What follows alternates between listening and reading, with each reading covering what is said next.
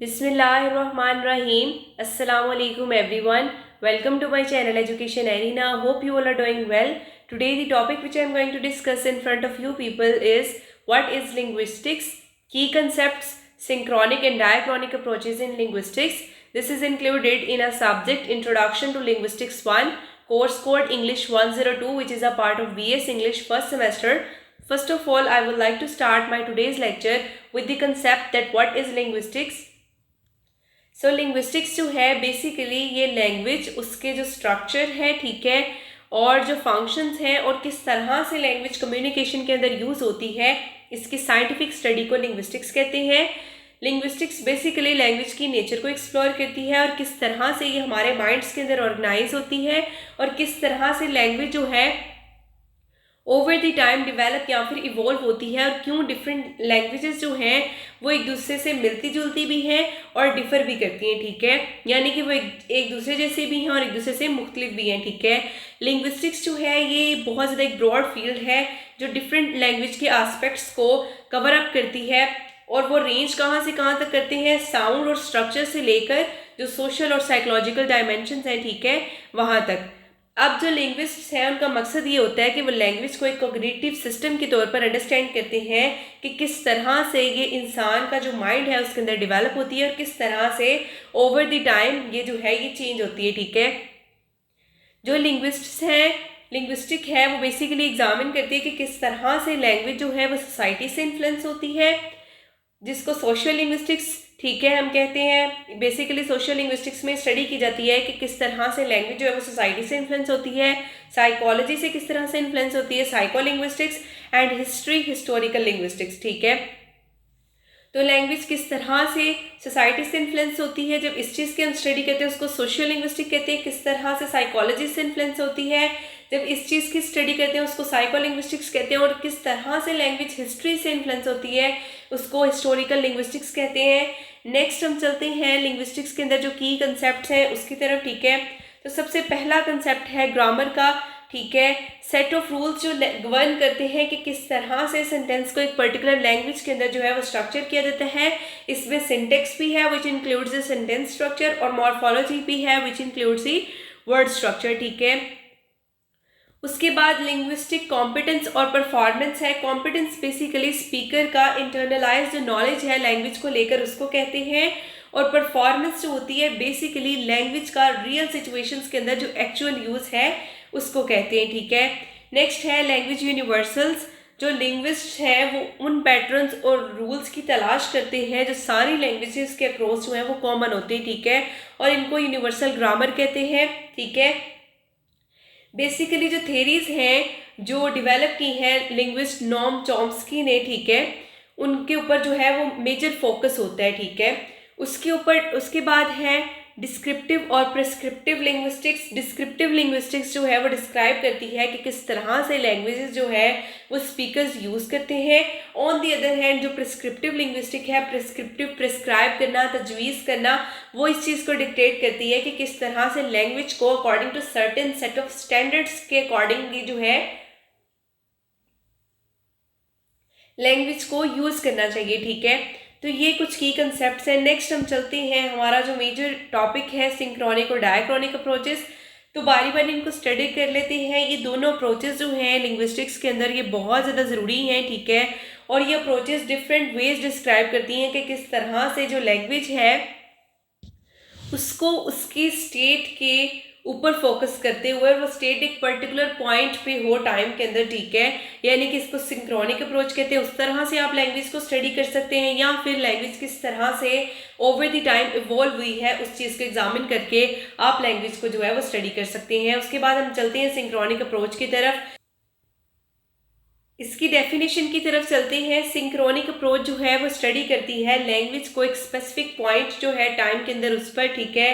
Typically ये कह लें कि प्रेजेंट है या एक क्लियरली डिफाइंड पीरियड है, ठीक है। ये कंसर्न होती है कि किस तरह से लैंग्वेज का जो सिस्टम है वो फंक्शन करता है एक पर्टिकुलर मोमेंट के ऊपर, और इसमें कोई भी हिस्टोरिकल डेवलपमेंट जो है उसको नहीं देखा जाता, ठीक है।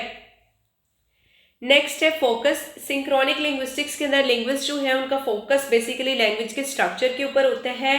Phonetics, phonology, morphology, syntax, semantics और प्रैग्मेटिक्स, ठीक है, और गिवन पॉइंट जो टाइम के अंदर है उसके ऊपर, ठीक है। ये अप्रोच ये कंसर्न नहीं होती अपने आप को, ये अप्रोच कंसर्न नहीं करती कि किस तरह से लैंग्वेज जो है वो इवॉल्व होती है, किस तरह से हिस्टोरिकल फैक्टर्स जो है वो इस लैंग्वेज को शेप करते हैं, ठीक है। नेक्स्ट हम चलते हैं इसकी एग्जाम्पल की तरफ। सिंक्रोनिक जो स्टडी है लैंग्वेज की वो एग्जामिन करती है कि किस तरह से जो मॉडर्न स्पीकर्स हैं अमेरिकन इंग्लिश की, वो सर्टेन जो वाउल्स हैं उनको प्रोनाउंस करते हैं फ्रॉम प्लूरल नाउंस, ठीक है, या कंस्ट्रक्ट करते हैं वो नेगेटिव सेंटेंसेस को, और रेफरेंस दी जाती है कि किस तरह से ये फीचर्स हिस्टोरिकली डेवलप होती हैं, ठीक है। उसके बाद की फिगर्स देख लेते हैं। फर्डिनेंड डी सॉसर जो है वो एक स्विस लिंग्विस्ट है, ठीक है, और इसको क्रेडिट किया जाता है कि इसने जो है अपनी स्ट्रक्चरलिस्ट जो थ्योरी है लैंग्वेज की उसके अंदर जो सिंक्रोनिक अप्रोच है उसकी इंपॉर्टेंस के ऊपर एम्फोसाइज किया है, और ये लैंग और पैरोल के दरमियान में जो है वो डिफ्रेंशिएट करता है। लैंग बेसिकली लैंग्वेज का एब्स्ट्रैक्ट सिस्टम है, और पैरोल जो है वो एक्चुअल स्पीच एक्ट है, ठीक है, और इसमें फोकस किया जाता है लैंग्वेज के स्ट्रक्चर और फंक्शन के ऊपर एक सिस्टम के तौर पर at a particular moment in time, ठीक है। रेलिवेंस देख लेते हैं।